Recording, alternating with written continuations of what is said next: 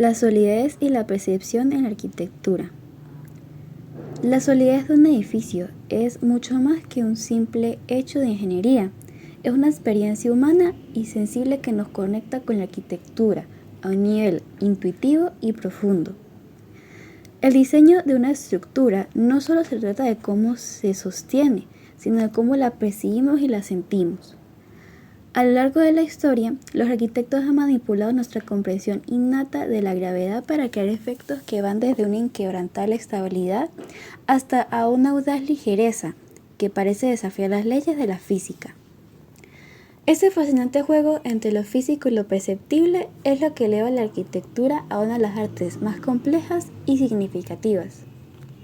En las civilizaciones antiguas, la fuerza y la permanencia de una construcción eran evidentes en su masa. Por ejemplo, pensemos en las enormes y robustas columnas de un templo como el de Poseidón en Paestum. Su tamaño y solidez intrínseca van mucho más allá de lo necesario para la función de soporte. Son una declaración de poder y eternidad.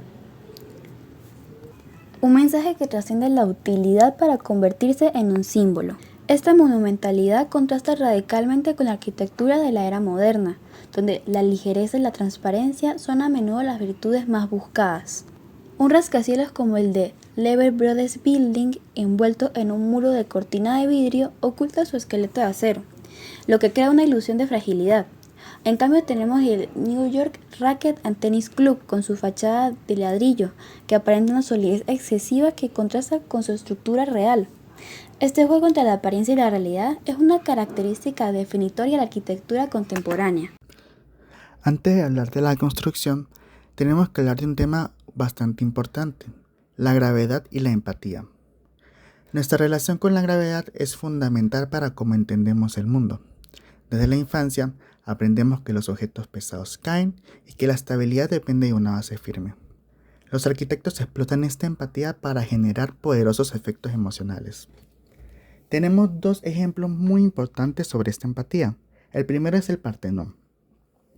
Con sus proyecciones armoniosas y su equilibrio visual, nos transmite una sensación de calma, orden y estabilidad. Por el contrario, la extrema verticalidad de la arquitectura gótica, como la de la catedral de Beauvais, busca la sensación opuesta, ascensión, ingravidez y un desafío audaz a la gravedad, que nos invita a mirar hacia arriba y sentirnos sobrecogidos. En esencia, la estructura no es solo un hecho técnico, es una experiencia que resuena en nuestro subconsciente colectivo. Ahora hablando de la construcción, la historia de la construcción es en esencia la historia de cómo superamos las limitaciones de los materiales. El sistema de columna y dintel fue el punto de partida para crear aberturas en los muros. Pero los constructores pronto se enfrentaron a un desafío crucial, la tracción.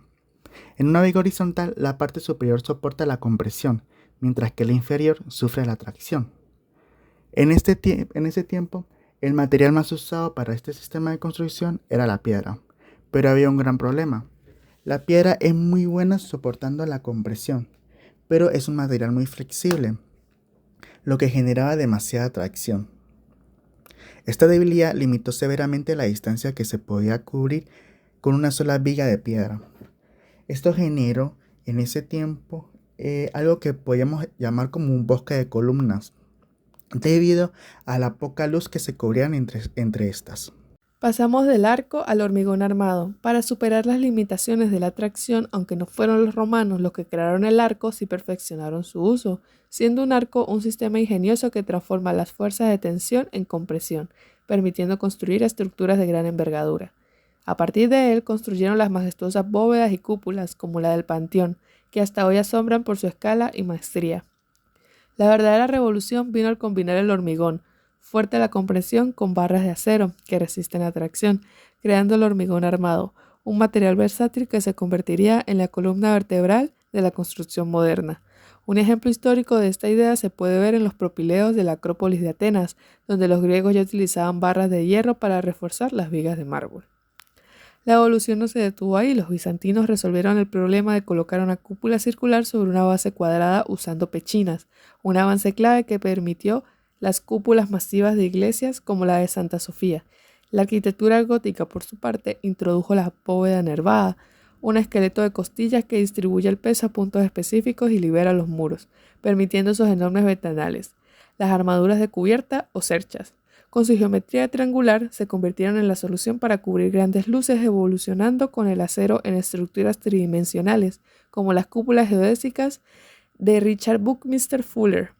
Más recientemente, los arquitectos han explorado las láminas, estructuras delgadas y curvas que obtienen su fuerza de su forma geométrica, no de su masa, un principio demostrado en las audaces obras de Félix Candela y Eduardo Torroja.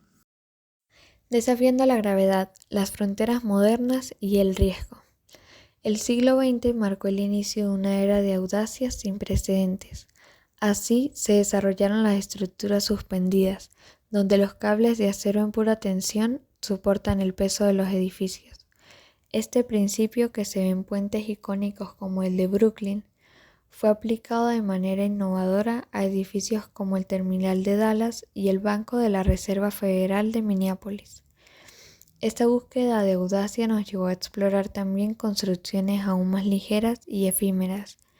Las estructuras de membrana, popularizadas por arquitectos como Frei Otto en la Exposición de Montreal de 1967, usan mástiles y cables para crear formas parecidas a carpas. De manera similar, las estructuras neumáticas, como el pabellón de Fuji en Osaka, se mantienen en pie gracias a la presión del aire interna. Sin embargo, estas construcciones traen sus propios desafíos, como su vulnerabilidad a las perforaciones y la necesidad de un suministro constante de energía para mantener su forma. A su vez, la historia de la arquitectura también nos enseña sobre el riesgo inherente a la innovación. El deseo de probar los límites de los nuevos materiales a veces resulta en fallos trágicos que sirven de lección. Los colapsos como el de la majestuosa Catedral de Bebú o las pasarelas del Hotel Hyatt Regency son un sombrío recordatorio de que la audacia debe ir de la mano con la responsabilidad. En última instancia, la arquitectura es un espejo de nuestra cultura, ya sea la solidez de una pirámide o en la ligereza de una estructura moderna. Lo que construimos revela quiénes somos. Gracias por su atención.